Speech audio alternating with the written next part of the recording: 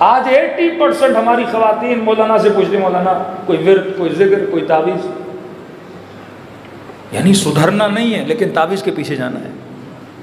وجود میں تبدیلی نہیں لانی لیکن ان چکروں میں گھسنا ہے کہ مولانا گناہ سے بچنا چاہتا ہوں، کوئی عمل بتائیے.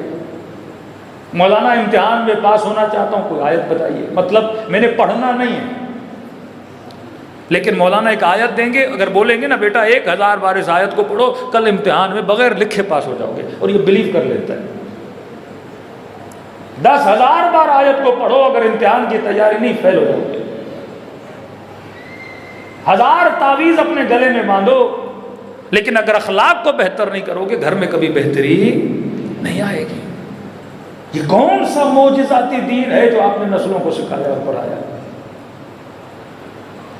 کہ وہاں غوث پاک کے معجزے، وہ شیعہ ذاکر قلندر کے معجزے، کہ پتہ نہیں کہا کہ کڑھائی میں چلے گئے اور 400 سال کڑھائی میں رہے اور پھر کہا کہ لال ہو گئے اور باہر آ جاؤ. یہ ذہنیت آپ اپنے نسلوں کو دے رہے ہیں. اگر یہ چیزیں کرنی ہوتی تو مولا حسین نے کربلا میں کیوں نہیں کی؟ اگر یہ کام کرنے ہوتے تو امیر المومنین 25 سال زحمتیں کیوں کر رہے ہیں؟ کہ کہا کہ علی مجھے کنویں سے پانی نکال کر دو، اس ایک بالٹی کے عوض میں آپ کو کھجوریں دوں گی. مولا کا غلام کہتا ہے گھر میں فاقے آ گئے. جو رسی تھی وہ بھی کھجور کے تنے سے بنتی تھی، سخت ہوتا تھا اس کو کھینچنا. کہتے پانی کافی گہرا تھا، یہاں تک کہ بالٹی اوپر آتی علی ابن ابی طالب کے ہاتھوں سے خون جاری ہو چکا تھا. محنت کی، زحمت کی، باغات خریدے، پھر اپنے بچوں کو دیے، پھر چوتھے امام نے محنت کی، زحمت کی، پھر پانچویں امام نے محنت کی، زحمت کی، نظام بنایا، سسٹم بنایا. لیکن ایک دین جو خیالی دین ہم نے نسلوں کو بتایا. آج جناب یوسف کی فلم بنے، حضرت امام رضا کی فلم بنے، جناب مختار کی فلم. بھائی فلمیں تو بناؤ گے نا، ایکٹر کہاں سے لاؤ گے؟ فلم مختار کی بنے، ایکٹر وہی فاسق بنے گا. دا میسنجر فلم رسول خدا کی بنے، حضرت حمزہ وہی ہالی ووڈ کا فاسق بنے گا. کیونکہ ہم نے کام ہی نہیں کیا، کسی شعبے میں کام نہیں کیا. ہم نے سمجھا کہ بس امام زمانہ آئیں گے اور جب تک مولا کا ظہور ہو ہم نے تو سوئے رہنا ہے.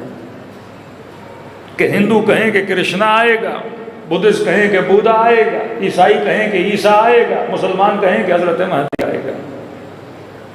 اور ان کے آنے تک ہم نے نہ حکومت بنانی ہے، ہم نے نہ نظام بنانا ہے، ہم نے نہ اسکول بنانے ہیں، ہم نے نہ ہیلتھ پہ کام کرنا ہے، ہم نے نہ ایجوکیشن پہ کام کرنا ہے، ہم نے نہ تربیت پہ کام کرنا ہے. بس مولا آپ آئیے، فسق و فجور کو ختم کریے، میں ختم نہیں کروں گا. مولا آپ آئیے، حجاب کو بڑھائیے، انصاف کو بڑھائیے، لیکن مولا میں کچھ نہیں کروں گا. جبکہ وہ خود فرماتے ہیں افضل الاعمال انتظار الفرج، فرماتے ہیں بہترین عمل انتظار ہے. عمل، ویٹنگ نہیں. میں کب آتا ہوں یہ اللہ کا معاملہ ہے اور امام زمانہ کا معاملہ ہے. لیکن سوال یہ ہے کہ تو کیا کر رہا ہے؟ ہم نے سوسائٹی کی بہتری کے لیے کیا کیا؟ ہم نے کتنے شعبے بنائے زمانوں کے لیے؟ کیوں؟ کیونکہ ہم نے دین کو دنیا سے الگ کر دیا. ہم نے کہا کہ یہ مدرسہ ہے دینی تعلیم، یہ اسکول ہے دنیاوی تعلیم. ہم نے خود دین و دنیا کی کیا کر دی؟ جدائی کر دی. جب تک کہ نہ دین دنیا سے جدا ہے نہ دنیا دین سے جدا ہے.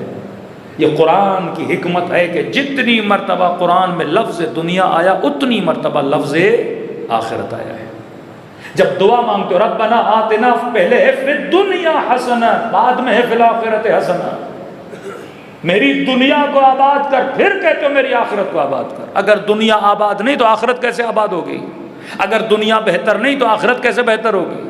ایک بندہ صحیح سے کماتا نہیں، اپنے رزق و روزی کے لیے پریشان ہے، وہ صحیح سے عبادت کیسے کرے گا؟ ایک بندے کو گھر میں سکون نہیں، وہ کتاب کیسے پڑھے گا؟ جو صبح سے شام تک پریشان ہے وہ نہج البلاغہ پہ غور کیسے کرے گا؟ فکر کیسے کرے گا؟ وہ امیر المومنین کہیں کہ جوانی کی قدر جانو، یا لیت شباب متی یعود، کہ یہ جوانی جب چلی جائے گی، مولا فرماتے ہیں پھر واپس نہیں آتی. سارعوا الی الخیرات، بار بار کہتے ہیں. اصحاب حسین کو دیکھو، فرمایا جب کار خیر دیکھو تو دوڑے دوڑے اس کی طرف جاؤ. فرمایا منافق اور مومن کی نشانی، منافق کار بد کے لیے دوڑتا ہے، مومن کار خیر کے لیے دوڑتا ہے. 1 منٹ انتظار نہ کیا کرو، اگر کوئی چیز تمہارے دنیا و آخرت کو بناتی ہے فوراً چلے جاؤ.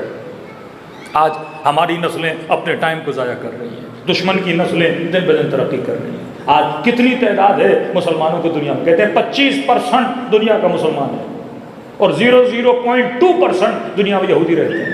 کتنے نوبل کے نام جیتنے والے مسلمان ہیں اور کتنے نوبل جیتنے والے یہودی ہیں. دنیا میں سب سے کم لیکن زیادہ سے زیادہ ایجوکیشن میں وہ آگے ہیں، زیادہ سے زیادہ بزنس مین ان کے آگے ہیں، زیادہ سے زیادہ دنیا کا مال و دولت پر ان کا قبضہ ہے. کسی بھی ملک میں چلے جائیں سب سے زیادہ کمپنیاں کن کی ہیں؟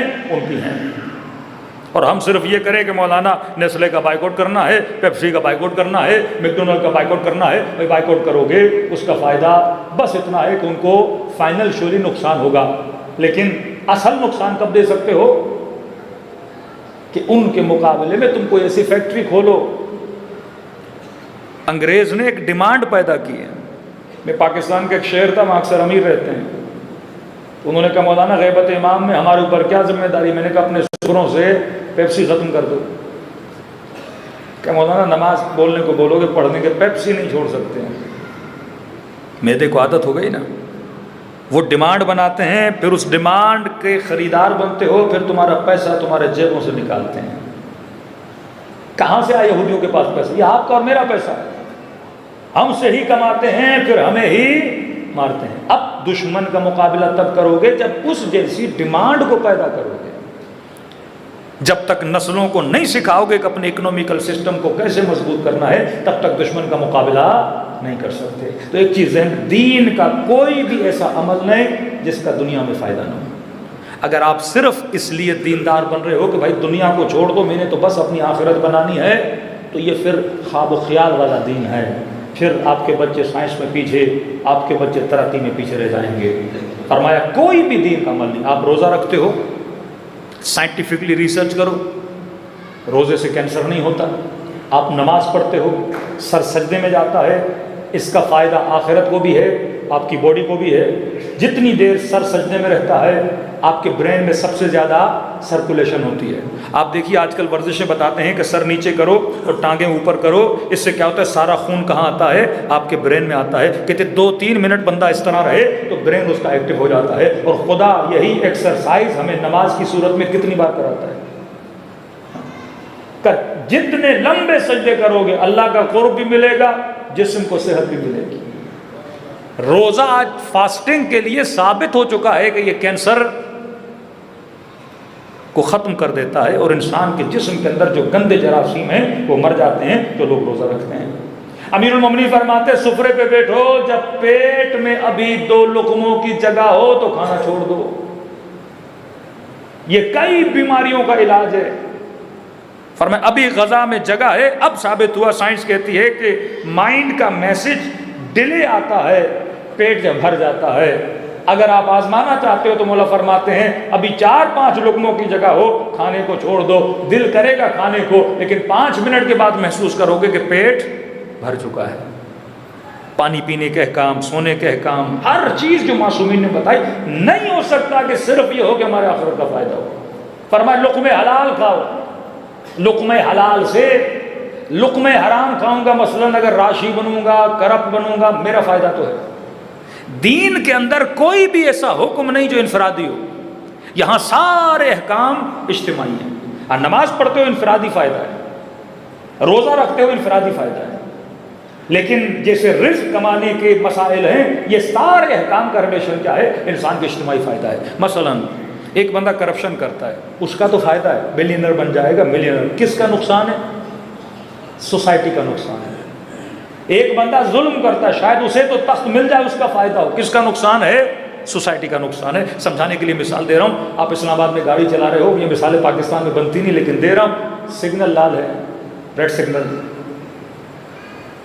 اب آپ کہو گے کہ مجھے جلدی ہے، مثلاً مجھے آفس پہنچنا ہے، جاب کا ڈیلے ہو رہا ہے، مجھے بھوک لگی ہے، میں نے کھانا کھانے کے لیے پہنچنا ہے، یا بعض لوگوں کا روزہ مکروہ ہو رہا ہے، تو کہیں کہ ریڈ سگنل ہے تو لہٰذا ہم کیا کریں؟ سگنل کو کراس کریں.